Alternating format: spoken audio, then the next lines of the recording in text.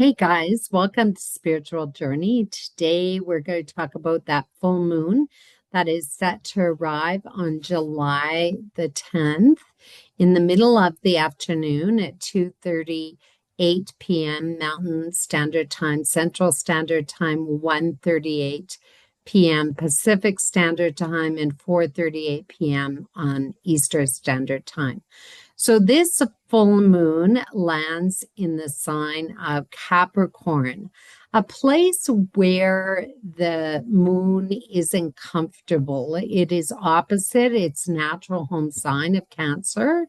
And so it sits in detriment.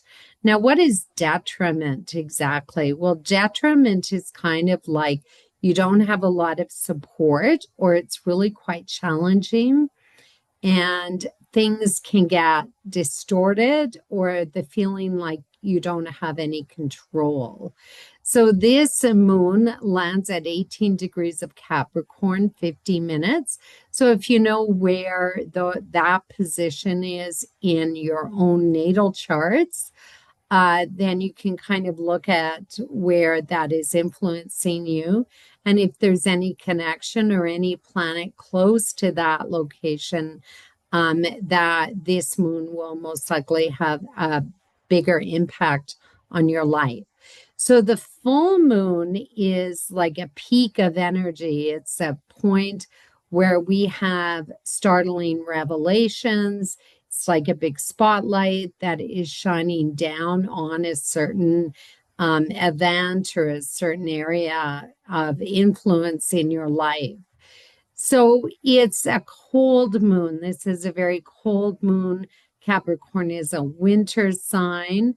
And so it presents, you can only imagine in the winter how we have to bundle up and we have to, start our vehicles, and everything just takes a little bit longer. Everything is just a little bit slower.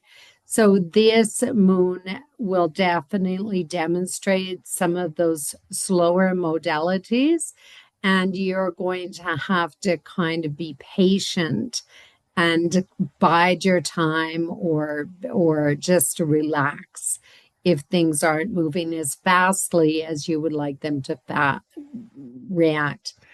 It's a very much, since Saturn is in Aries conjuncting Neptune, it's very much where personal dreams are highlighted here and success is top of mind. So it's personal. It's individual. Where does the individual want to go? What is my next agenda? Capricorn kind of lays that foundation. And so it is ambitious. It's striving for something. You're trying to reach some sort of status or recognition or positioning of achievement. And it can be rather controlling as well, or that the individuals want to control their own destiny. And it produces this tunnel vision where you're really focused on something and really kind of determined to get that done. So if it lands like in the seventh house, relationships are connected to this, alliances, other people, partnerships, and that focus of what is my role in this partnership and in this relationship. And what is that vision? So those things kind of come into play. If it's in your 10th house, you're definitely looking at building a career, maybe starting your own business, and looking to climb the ladder into a higher position. It's Capricorn doesn't have a lot of emotion necessarily because it's got a job to do, and the moon is emotional. So it kind of almost says that you got to deal with some issues by removing your emotional connection to them. You just got to deal with the issue at hand. And you adopt this really professional attitude that's very rational, and hardworking and full of perseverance to work through and get the job done. It's can be ruthless. Capricorn can be ruthless because it is busy trying to attain status and recognition. In many ways, the moon in Capricorn is kind of depressive. And it does, anytime you get the moon and Saturn or Capricorn together, it produces this sort of sad. So even though you got to take a strong position and maybe lay off an employee or something, it still has this sad connotation to it that you kind of feel, that's really too bad. And so it can be strenuous that way on the emotional integrity of whatever you're doing. And it really does play into emotional integrity and honesty. It's probably kind of exhausting, where, problems have to be dealt with. And it could have been that you're dealing with a really long, drawn out affair that has some connection to reputation or some connection to a status or some event that happened in the workplace or business connotation or connection. And it could be linked to some person in authority or authoritative position. And things are kind of reaching a peak now that the light is shining there. We know that action needs to be taken, and we kind of have a clear path forward to dealing with some of those issues. This moon highlights a business, corporations, and government at all levels, including municipal government, all the way up to the federal governments or the prime minister and the president. So leaders and leadership are really highlighted here, and the moon is connected to the people. So you got this public view and collaboration maybe with some of these entities, and they're kind of put in the spotlight in some way. So this is bosses, people who are in charge. If you govern your own business, you may have to tackle something that you really don't want to tackle. And there is a need to win. So there's a cost sometimes to this winning concept. And that could be the reduction of something, the loss of something, or the sacrifice of something. So, and that is to gain control and gain your footing. It's about achievements and recognition, and that, of course, needs to be addressed, that you kind of get the you did it attitude, good job. And it's also about building, construction, and long-term projects. So we're going to see some of that come into play and what is best for the population wherever you live. Saturn, as I've already mentioned, is just newly in the sign of Aries. So these are new projects, fast-moving projects that maybe government or leaders are putting out there. It doesn't mean they're good. And in fact, with the moon in Capricorn, there actually could be some sort of sacrifice for the people or the population. However, they're rolling out very quickly. It's karmic energy that is in play here, and it is somehow connected to the past or past actions that are kind of sensitive and personal. So there's a responsibility here for both present actions and the linkage to the past. And it's kind of key as to whether you're going to get your kudos or you're going to get the rewards that you seek. Otherwise, it's sort of like you're going to reap what you sow. So whatever, think back, whatever you've done in the past is what you're going to get. There's kind of a new belief system that rolls out with this because Saturn is connected to Neptune. And yet, so many things could be dissolving. I was going to do that. That was my long-term goal, but now it's shifted. And I can see that I need to diversify and I need to go in a different direction. So definitely this can create a new ambiance or a new direction that unfolds. And it could actually come from something you see or an inspiration from somebody else. And it becomes a personal thing. I want to do what they're doing. It looks amazing.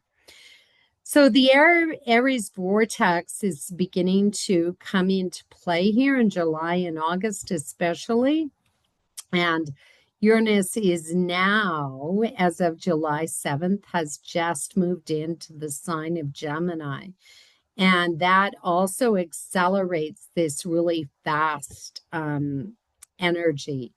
And Saturn and Neptune are at the midpoint between the trine between Uranus and Pluto. So this is really going to accelerate new philosophies, technologies, um, investigations or science research, space exploration, DNA, advancements in DNA, which can be connected to disease. And so we can get this really fast social media thing, news media, you know, technologies are just going to start to ramp up. And it becomes personal, just like it did in the 80s when the computer came online and it connected us all into this big World Wide Web. And so it's personal. It's going to affect us personally in some way.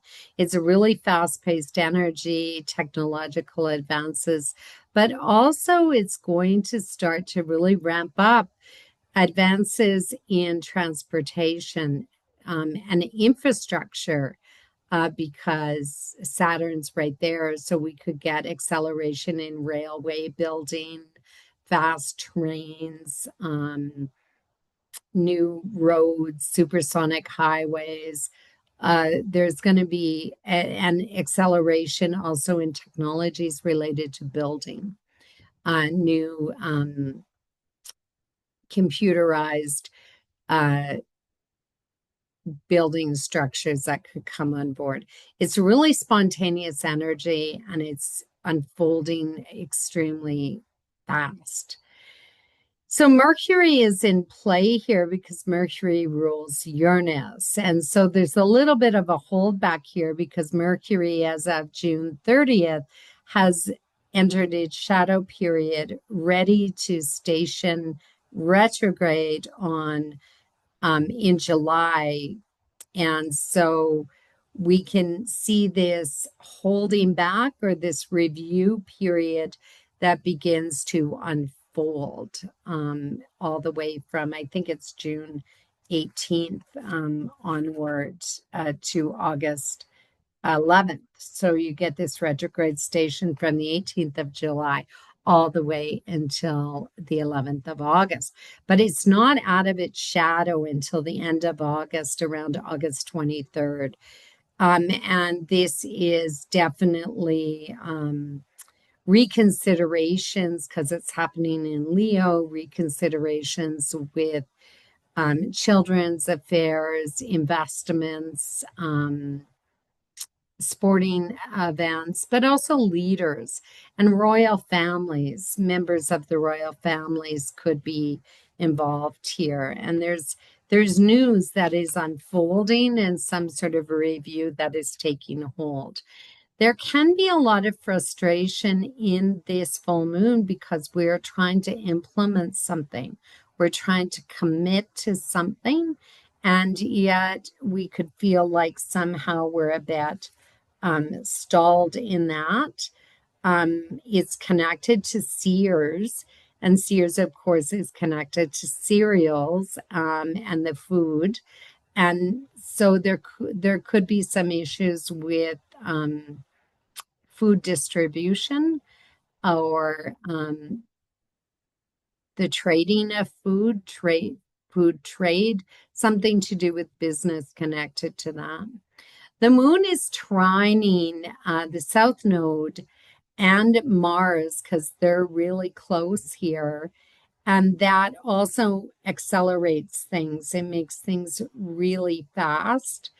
But there's challenges because Mars is also coming into square with Venus pretty soon. So there are some challenges here, and they're related to work or employment status, workers, jobs, anybody's who's in the service industry, especially maybe restaurants or food distribution places. And so that can be a bit of a challenge. But yet the moon is trining this. So we can really see this ability to capitalize on what we've learned from the past. If we've been through this already, or it seems like we've been through it, and some of the challenges that have been created, that you can really capitalize on that and bring about opportunities for the future. Because when you get a trine to the south node, you have a sextile to the north node, which is the future, and the north node is in the sign of Pisces. So that's intuitive. Trust your intuition, trust your psychic ability, trust what you believe in, that this is a positive thing. There could be a connection to the healthcare system because of this, and new facilities being built for the healthcare system as well. So that's a positive thing with our difficulty in the healthcare system. So wherever this lands in your chart, make sure you pay attention. And it is linked back here to a different last year sometime. And it's an ongoing long-term thing that has been produced that you're dealing with now. The spotlight, I'm going to finish this. I need to get rid of this issue, and I've got to deal with it now. So if any of you are in that position, pay attention to this full moon. So that's about it, guys. And I'll chat about some personal messages on TikTok if you want to catch me over there. Bye bye. Have a great summer. It's hot here, so I hope it's hot where you are as well. Bye bye.